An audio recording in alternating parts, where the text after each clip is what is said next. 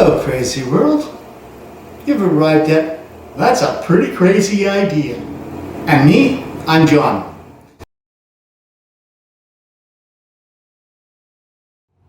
Yeah, you don't have to take the EGR off, you can just take the whole bracket. Joey, take the whole bracket off.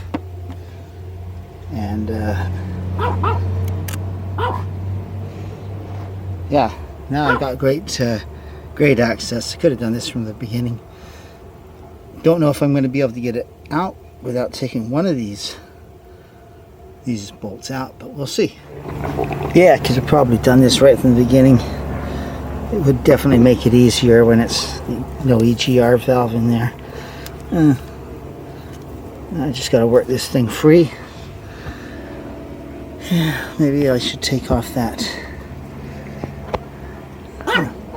Loosen up the wiring harness by taking this little bracket off. Well, I took the bracket off and this still won't come off the bottom part, and I'm using a block, piece of wood, piece of wire, and I'm just watch it. It will just lift the whole engine. Huh.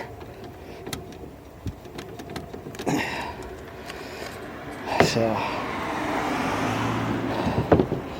wow, this alternator don't want to come out. It's mated to this engine. Okay, the only way I even got this alternator moved is I used a crowbar, wedged it in against one of the verticals on the alternator, and then I gave it a couple of good whacks, and that loosened it. It's still not out yet, but I can feel it's joggling around now. It moves sideways to sideways, so it'll come now. Whoa, that was a tough. Okay, it's out, sort of. I've got to do the electrical, but the actual alternator is moving around. That was a tough one. I had to do it a couple of times, bashing against the one rib to spread out the things. Now while you're in here, make sure you give the idler a tumble and the water pump a tumble. See what's happening with those. Yeah. So now I'm just gonna undo the electrical, get this spun around somehow, and undo that and the other electrical, which is right there. And then I got to figure out how to pull it out. Some people say you got to take these off. Seen another guy take the this part off, windshield washer, and then you can pull this further over and you can get it out. Yeah, I'll wait and see. But at least it's moved out. Thank goodness. I don't know which way is easier, but I just popped off this. It's just pushes into the top, and it's just got one of these body clips. So now I'll find out whether I got enough room to pull this thing out.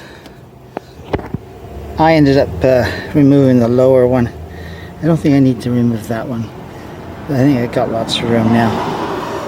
Yeah, should probably just taken this off and taken that out right at the beginning, and it would have been a lot easier to do this whole thing.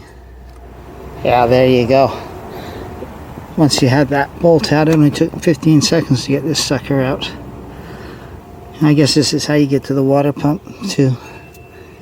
So there's quite a bit of water down there, but it's coming out of this, and it's water, it's not oil. So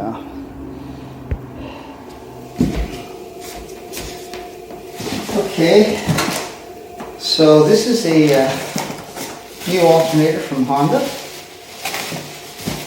It's Honda. It cost me $575,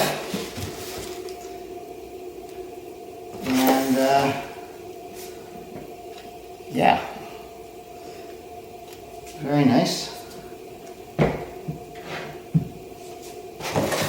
and I got that from Surrey Honda. I then went and bought this one because I want to put that one fresh when I rebuild the motor on the car. And so I got this from Alternator. It even comes out with a test strip on how the performance of the alternator. Installation instructions, okay. Now this one is boxed quite a bit nicer than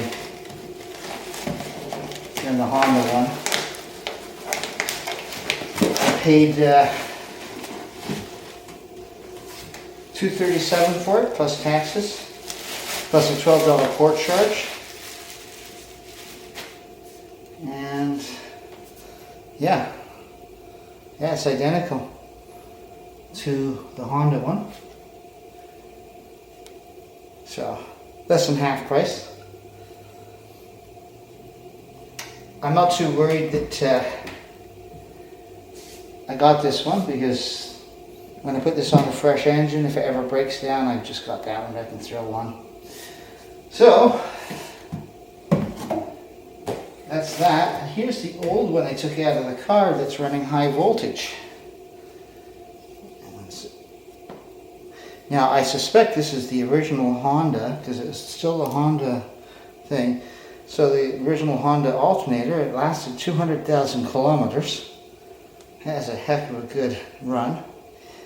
I don't know how long ago it busted up, but this is the problem with it was running high voltage. So it was releasing between 15 and 18 volts, not at idle. At idle it was just at 14.5 volts, so it's just pretty well much perfect. But as soon as you spooled up the engine, things started producing a lot. I noticed that the battery in the car was pretty new, and I guess nobody checked to see if the alternator was running hot. The battery light doesn't come on if it's running hot. So I'm going to keep this and just fool around with it, though. I want to try and see if I can fix the voltage regulator. Just for fun, because I've only got a $12 core charge on it anyways. So it's a pretty cheap little bit of fun. And what else about it? Yeah, so apparently you can also get this problem if you've got now the problem with running high voltage is it can burn out lots of stuff, like burn out your computer, which is one of the problems I had. It can burn out your wiring, it can burn out your light bulbs, will go much faster, etc., etc. It just blows everything. So, and there's no indication on the dash because the little red battery light doesn't come on if you're running high voltage. It only comes on if your battery's dying and it's not getting enough voltage. So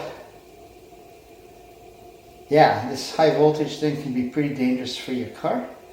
Now, in some cars, you can get high voltage because your ambient temperature setting is not working properly.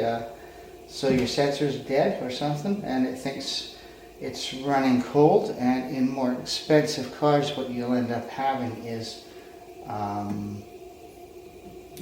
if it thinks it's running cold, it will produce more voltage to suit the cold conditions and keep the battery up to snuff. But in this one, it's not a case of that, I think, because this Honda Fit is pretty damn cheap, so I've got a feeling it's just going to be the voltage regulator. It's lucky I did notice that it was running 16 to 18 volts, because if you're just looking at it when it's at idle, it was running perfectly fine. It's only when you started flipping the throttle over about 1500 that it started to jump between 15 to 18 volts. And yeah, hopefully that's going to solve some more of my problems with this Honda Fit. But that's why I've got a second one, just because I didn't want to muck that one up until I put the whole fresh engine in. That's it.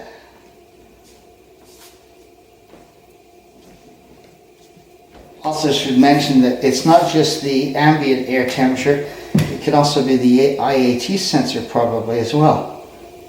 But like I say, that's going to be on a more expensive car with more computerization. The computer will adjust the amount of voltage going into the battery from the alternator to suit the cold weather conditions. I don't think so on the Honda Fit. Okay, putting it back together again. I just added some dielectric grease and plug it in and get the process started.